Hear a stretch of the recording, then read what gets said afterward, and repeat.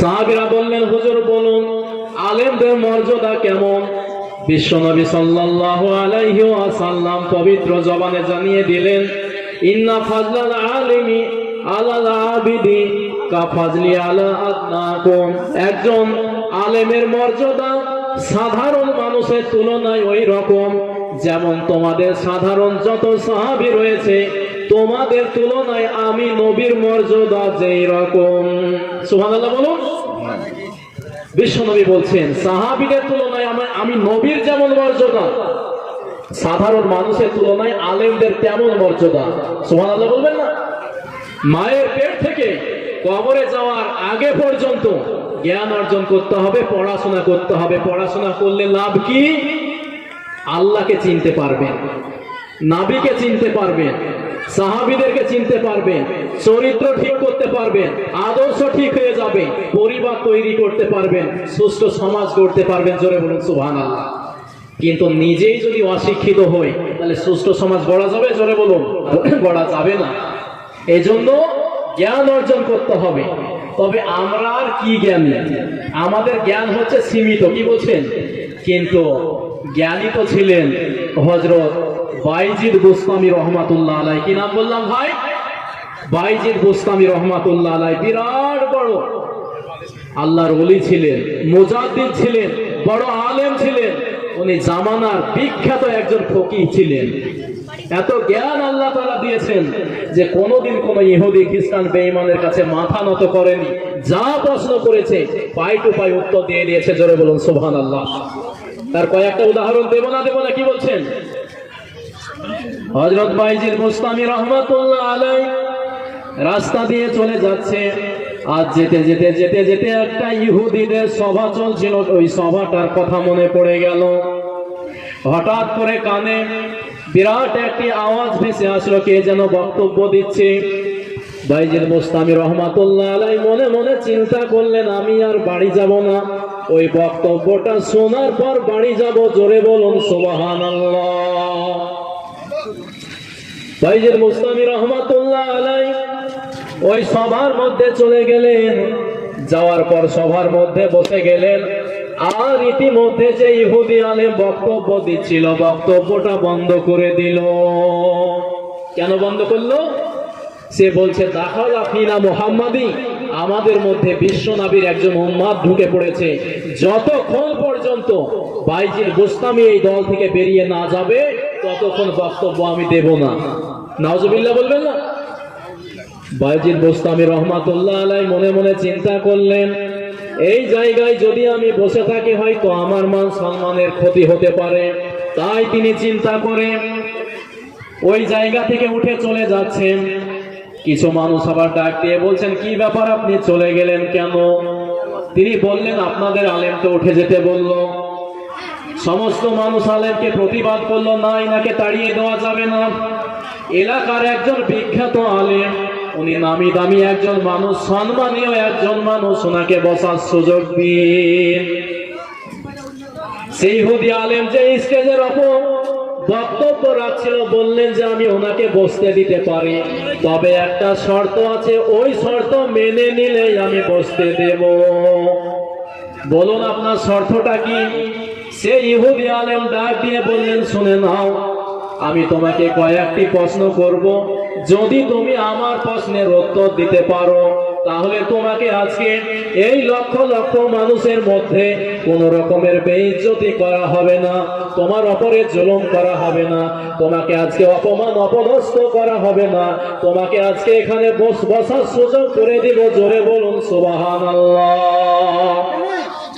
বাইজিদ বুস্তামি রহমাতুল্লাহ আলাইহি বললেন, আমি রাজি আছি। সুবহানাল্লাহ বলবেন না? রাজি আছি, যা প্রশ্ন করবেন তোমার সমস্ত প্রশ্নের উত্তর দেওয়ার জন্য আমি প্রস্তুত। জোরে বলুন সুবহানাল্লাহ। বাইজিদ বুস্তামি রহমাতুল্লাহ আলাইহি বসে গেলেন। ইহুদি আলেম সঙ্গে সঙ্গে বললেন, আন ওয়াহিদিন লা সানিয়া লাহু, এমন এক বলো যার দ্বিতীয় কোনো বিকল্প নাই। এমন এক বলো যার দুই নাই। তা আবার যেখান সেখান থেকে উত্তর দিলে হবে না, কোরআন থেকে উত্তর দিতে হবে, হাদিস থেকে উত্তর দিতে হবে। কোরআন হাদিসের বাইরে যদি একটা উত্তর দাও তাহলে তোমার কথা শুনবো না, এখান থেকে বেরিয়ে যাও। বাইজিদ বোস্তামি রহমাতুল্লাহ আলাইহি বলেন কোরআন হাদিস থেকেই উত্তর দেব, বলুন সুবহানাল্লাহ। বাইজিদ বোস্তামি রহমাতুল্লাহ আলাইহি সঙ্গে সঙ্গে বললেন কুল হু আল্লাহু আহাদ আল্লাহুস সামাদ, আল্লাহ তাবারক ওয়া তাআলা উনি হচ্ছে এক এবং অদ্বিতীয়, আল্লাহ তাআলার দ্বিতীয় আর কেউ নাই। আল্লাহর কেউ আর আছে? আল্লাহ এক এবং অদ্বিতীয়। বাইজিদ বোস্তামি রহমাতুল্লাহ আলাইহিকে আবার প্রশ্ন করা হলো আনসানিয়াল লা সালিসা লাহু, এ বাইজিদ তুমি বলো এমন দুই তা যা তিন নাই, এমন দুই বলো যা তিন নাই। বাইজিদ বোস্তামি রহমাতুল্লাহ আলাইহি বললেন আল্লাহ তাআলা কোরআন মাজিদের মধ্যে জানিয়ে দিয়েছেন ওয়া খলাকনাকুম আজওয়াজা, আমি আল্লাহ সব কিছু জোড়া জোড়া পয়দা করেছি। সুবহানাল্লাহ বলো। সব জোড়া জোড়া, নর নারী, উঁচু নেতা, কালো সাদা, আসমান জমি, সব জোড়া জোড়া না, কি বলছেন? সব জোড়া জোড়া। সুবহানাল্লাহ বলবেন না? বাইজিদ বোস্তামি রহমাতুল্লাহ আলাইহিকে আবার প্রশ্ন করা হলো আনসালিসিন লা রাবিয়া লাহু, আপনি বলুন এমন তিন যার চার নাই। বাইজিদ বোস্তামি রহমাতুল্লাহ আলাইহি সঙ্গে সঙ্গে হাদিস থেকে উত্তর দিয়ে দিলেন ইন্নাল্লাহ খালাকাল লাওহা ওয়াল কলাম ওয়াল কুরসি, আল্লাহ তাবারক ওয়া তাআলা এই আসমান জমিন সৃষ্টি করার পূর্বেও তিনটি জিনিস তৈরি করেছিলেন। তার এক নম্বরে হলো লাউহে মাহফুজ, দুই নাম্বার হলো কলম, আর তিন নাম্বার হলো আল্লাহ তাআলার আরশে আজিম। সুবহানাল্লাহ বলুন। হয়ে গেল তিন নাম্বার। বাইজিদ বোস্তামি রহমাতুল্লাহ আলাইহিকে ইহুদি আলেম আবার প্রশ্ন করলো বাইজিদ তোমার যদি জ্ঞানের বহর ভালো হয়ে থাকে, তুমি যদি বড় আলেম হয়ে থাকো, তোমার বুকের যদি পাটা থাকে, তাহলে বলো যে আন রবিল্লাহ খামিসালাহ, এমন চার বলো যার কোনো পাঁচ নাই। হযরত বাইজিদ বোস্তামি রহমাতুল্লাহ আলাইহি বললেন তাওরাত জবুর ইনজিল কোরআন, কিন্তু এর পাঁচ নাম্বার বিকল্প নাই। সুবহানাল্লাহ বলুন। তাওরাত জবুর ইনজিল কোরআন এর পাঁচ নাম্বার আছে? কথা বলে না, নাই। বাইজিদ বোস্তামি রহমাতুল্লাহ আলাইহি তিনাকে আবার প্রশ্ন করা হলো যে আর তুমি এখন পাঁচ বলো যার ছয় নাই। তাই বললাম ভাই, পাঁচ বলো যার ছয় নাই। বাইজিদ বোস্তামি রহমাতুল্লাহ আলাইহি বললেন যে খামসু সালাওয়াতিন ইফতারাজাহুন্নাল্লাহ, আল্লাহ তাআলা দিন এবং রাত্রি মিলে 5 ওয়াক্ত নামাজ দিয়েছে, কিন্তু এর ছয় নাই। কি বলছেন? কথা সঠিক না বেঠিক? 6 ওয়াক্ত নাকি আপনারা পড়েন? এই বুধিয়া মানুষ কি বলছেন? ওয়াক্ত পড়েন? এই কথা বলছেন না কেন গো? 5 ওয়াক্ত তো সবাই 5 ওয়াক্ত, সারা পৃথিবীর মুসলমান 5 ওয়াক্ত নামাজ পড়ে, বলুন সুবহানাল্লাহ। তাহলে 5 আছে, এর 6 নাই। ইহুদি আলেম বললেন এমন 6 বলো যার 7 নাই। বাইজিদ বোস্তামি রহমাতুল্লাহ আলাইহি সঙ্গে সঙ্গে বললেন যে কোরআনের মধ্যে আল্লাহ তাবারক ওয়া তাআলা একটা কথা স্পষ্ট ভাষায় জানিয়ে দিয়েছেন, হুয়াল্লাযী খালাকাস সামাওয়াতি ওয়াল আরদা ফি সিত্তাতি আইয়াম, আল্লাহ তাবারক ওয়া তাআলা আসমান এবং জমিনকে 6 দিনে সৃষ্টি করেছেন, এর 7 নাই। বলুন সুবহানাল্লাহ। বাইজিদ বোস্তামি রহমাতুল্লাহ আলাইহিকে আবার জিজ্ঞাসা করা হলো আপনি এমন 7 বলুন যার 8 নাই। বাইজিদ বোস্তামি রহমাতুল্লাহ আলাইহি বললেন যে আল্লাযী খালাকা সাবআ সামাওয়াতিন তিবাকা, আল্লাহ তাবারক ওয়া তাআলা 7 আসমান তৈরি করেছে, কিন্তু এর 8 নাম্বার বিকল্প নাই। আছে বলুন? নাই। কি কঠিন কঠিন প্রশ্ন, কিন্তু সব কোরআন দিয়ে, হাদিস দিয়ে, ইজমা এবং কিয়াস দিয়ে উত্তর দিয়ে দিলেন, বলুন সুবহানাল্লাহ। বাইজিদ বোস্তামি রহমাতুল্লাহ আলাইহি ইহুদি আলেম বলছে এমন 8 বলো যার 9 নাই। বাইজিদ বোস্তামি সঙ্গে সঙ্গে জানিয়ে দিলেন ওয়া ইয়াহমিলু আরশা রাব্বিকা ফাওকাহুম ইয়াওমাইদিন সামানিয়া, আল্লাহ তাবারক ওয়া তাআলার আরশে আজিমকে 8 জন ফেরেশতা বহন করে রয়েছে, কিন্তু এর 9 নাম্বার বিকল্প নাই। আবার প্রশ্ন করা হলো এ বাইজিদ বোস্তামি এমন 9 বলো যার 10 নাই।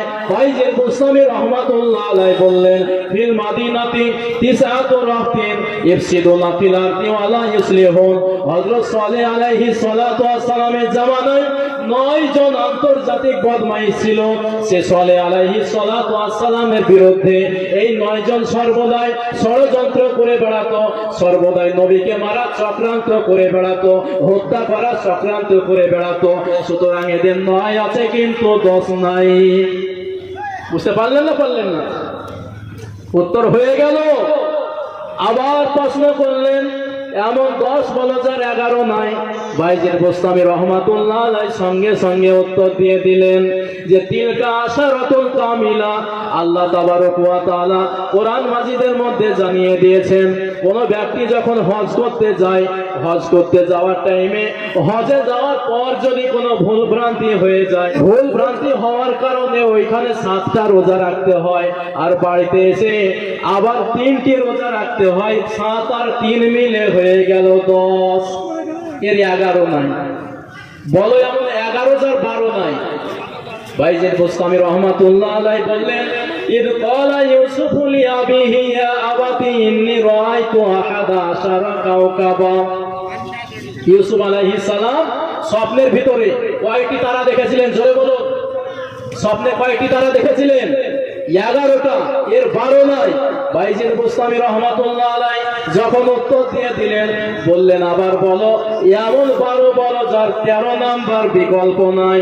হযরত বাইজিদ বোস্তামি রহমাতুল্লাহ আলাইহি বললেন ইন্না ইদ্দাতাশ শুহুরি ইনদাল্লাহি 12 শাহরা।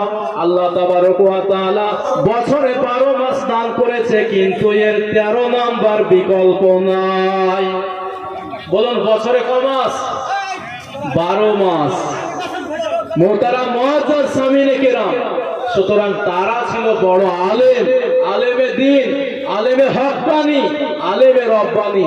ওই রকম যদি আলেম হয়ে যায়, সেই রকম জ্ঞানী যদি আমরা হতে পারি, সেই রকম পণ্ডিত, সেই রকম দার্শনিক, সেই রকম বৈজ্ঞানিক যদি আমরা তৈরি করতে পারি মুসলিম সমাজ থেকে, আজও মুসলমানদের বিরুদ্ধে যত ইহুদি খ্রিস্টান, যত বেঈমান, যত ডোম চামার মুচি মেথর যা আছে সবাই মুসলমানদের বিরুদ্ধে যেভাবে ষড়যন্ত্র করছে, চক্রান্ত করছে, এখনো মুসলমানরা চাইলে মাথা উঁচু করে আবারও বাঁচতে পারে। পারে না? পারে না? কি বলছেন? এই জন্য আমাদের ছেলে মেয়েদেরকে আমরা মানুষের মতো মানুষ করব, দ্বীনি শিক্ষা তাদেরকে দেওয়ার চেষ্টা করব। আরে আপনার ছেলেকে মাস্টার করুন, ডাক্তার করুন, উকিল করুন, জজ করুন, ব্যারিস্টার করুন, পুলিশ করুন, যা করুন, আমি নিষেধ করব না, সব কিছু দরকার আছে। তবে কোরআনটা আগে শিখিয়ে দেন, হাদিসের জ্ঞানটা দিয়ে দেন, নামাজের জ্ঞানটা শিখিয়ে দেন, কালেমার জ্ঞানটা শিখিয়ে দেন। আল্লাহ চাইলে এই ছেলে ভবিষ্যতে আদর্শ ছেলে হবে। বলেন ইনশাআল্লাহ।